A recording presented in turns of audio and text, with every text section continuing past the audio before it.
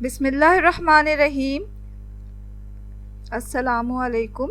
ये है बहुत ही मज़ेदार रेशेदार हलीम या दलीम, और हम इसे इस तरीके से बनाएंगे कि बहुत ही जल्दी और बहुत आसानी के साथ बन जाएगा।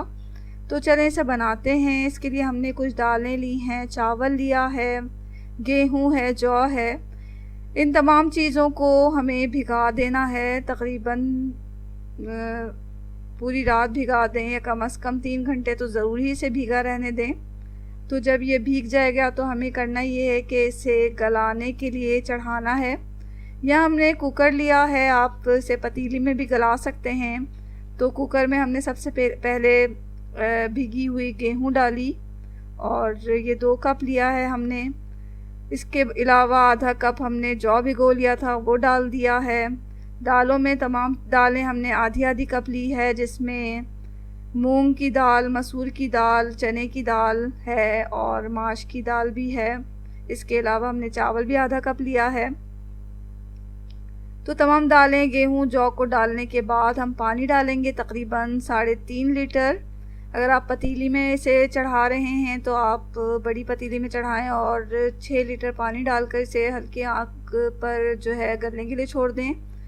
तो यहाँ हमने 3.5 लीटर पानी डाला और फिर कुकर को गैस पे रखा। जब इसमें स्टीम बन गई तो हमने चूल्हे को बिल्कुल लो पे कर दिया है। तो लो फ्लेम पर ये गलेगा। तकरीबन 20-25 मिनट के बाद हम इसको उतारेंगे। तो 20-25 मिनट तक ये इसको चढ़ाए रखें। दरमियान में आप ये कर सकते हैं कि देख लें इसे कि इसका पानी खुश्क तो नहीं हो गया। अगर पानी की डालने की ज़रूरत हो तो इसमें पानी डाल दें। तो 25 मिनट के बाद जब हमने खोला तो यहाँ हमारी दालें और गेहूँ, जौ जो है वो अच्छी तरह गल चुकी है। जैसे कि आप देख सकते हैं ये अच्छी तरह गल चुका है। तो अब हम इसे एक साइड में रख देंगे। यहाँ हम गोश्त चढ़ाएंगे। तो गोश्त चढ़ाने से पहले हमने तमाम जो गरम मसाला है, जिसमें ये चीज़ें हमने ली हैं, ज़ीरा लिया है 2 टेबल स्पून, 1 टेबल स्पून काली मिर्च ली है, 4 बादियाँ के फूल लेने हैं और 4-5 बड़ी इलायची ले लें, 10-12 छोटी इलायची ले लें। और इनको हम सबसे पहले एक पैन में डालकर रोस्ट कर लेंगे, भून लेंगे हल्का सा, बहुत हल्का सा ऐसे भूनना है। और इतना भूनें कि इसका कलर चेंज ना हो। और जब ये थोड़ा सा भून जाएगा तो हम इसे पीस कर बिल्कुल बारीक पाउडर बना लेंगे। ये हमारा हलीम का गरम मसाला तैयार हो चुका है। अब हमें करना ये है कि एक कुकर लें और इसमें गोश्त चढ़ाएं। गोश्त चढ़ाने के लिए हम सबसे पहले ऑयल डालेंगे। 1 कप ऑयल डालें और फिर जब तेल थोड़ा गर्म हो जाएगा तो हम इसमें गोश्त डाल देंगे। गोश्त आप मटन ले लें या बीफ ले लें या चिकन भी लिया जा सकता है। और इसको ये हमें 1.5 किलो लेना है। बोन के बग़ैर, हड्डी के बग़ैर चाहिए हमें ये। और इसको हमने गरम तेल में डाला। थोड़ा सा इसको हम गरम तेल में तल लेंगे गोश्त को। और उसके बाद हमें इसमें डालना है 5.5 टेबल स्पून लहसुन अदरक का पेस्ट।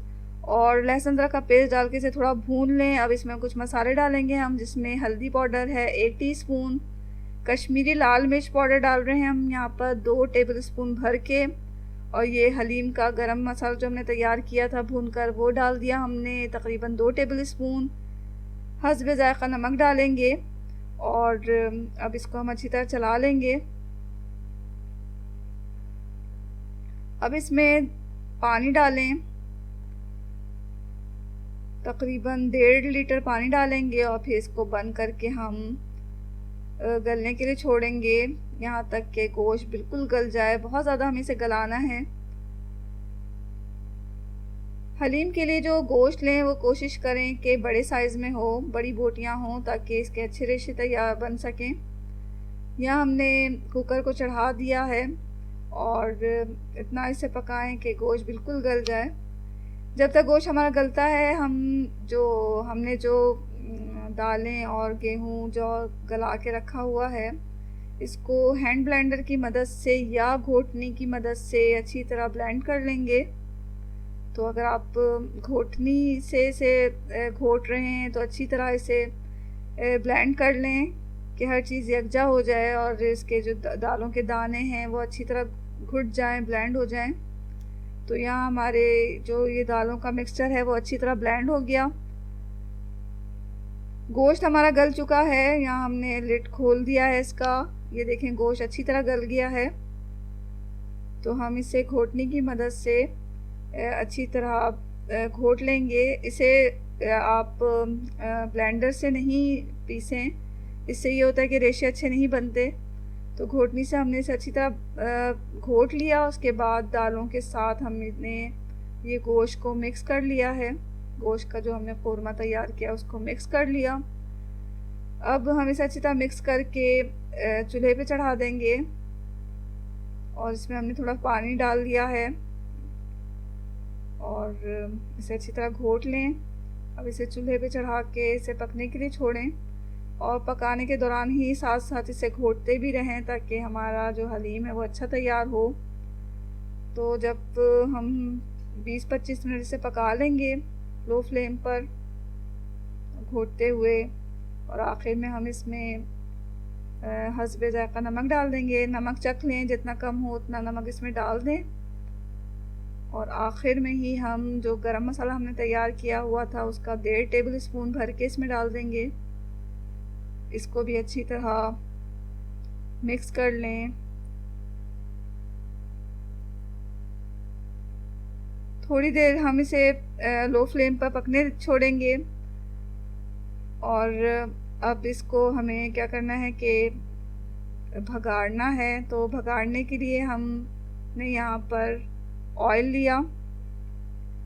जितना आपको सर्व करना हो उतना ही भगाड़ें, उतना ही निकाल के भगाड़ें। तो यहाँ हमने थोड़ा ऑयल लिया है और तकरीबन 3 टेबल स्पून ऑयल लें और इसे एक पैन में डालें। जब ऑयल गर्म होगा तो हम इसमें एक मीडियम साइज़ की प्याज बारीक काट के डाल देंगे। प्याज को इतना तलें कि ये जो है गोल्डन ब्राउन हो जाए और गरम गरम प्याज को तेल के साथ हम हलीम के ऊपर डाल देंगे इसका भगार। और अब भगार डालने के बाद अदरक लें, उसे बारीक काट लें और उसके ऊपर छिड़क दें। हरी मिर्चों को बारीक काट के इसके ऊपर डाल दें। हरा धनिया और पुदीना को भी बारीक काट के इसके ऊपर छिड़क दें। अब हम लीमू को थोड़ा सा काट कर इसके ऊपर रख देंगे और फिर ये देखें हमारी हलीम जो है रेशेदार हलीम तैयार हो चुकी है। इसे गरम गरम पेश करें।